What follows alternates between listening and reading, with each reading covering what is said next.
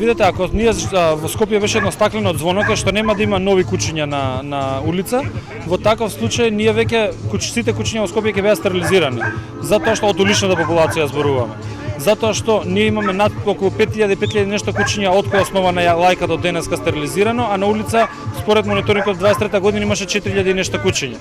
Но тоа значи дека приливот е постојан тука. Нормално и уличните куќиња меѓу себе се размножуваат, но многу поголем е придонесот во таа проблематика од страна на куќиња и од домашната популација кои што несовесно се одгледувани. Град Скопје како цело има околу 40.000, скоро на 41.000 домашни миленци регистрирани.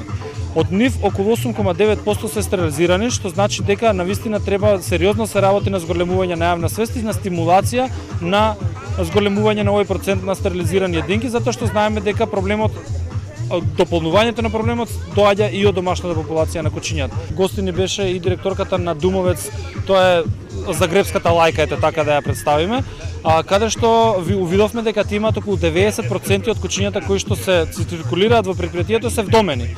Така што можеби тука треба сериозно повеќе да работиме. Ако можат нашите соседи, хрватите преку една држава ни се соседи, зашто да не можеме и ние на таков начин да помогнеме во решавањето на проблемот.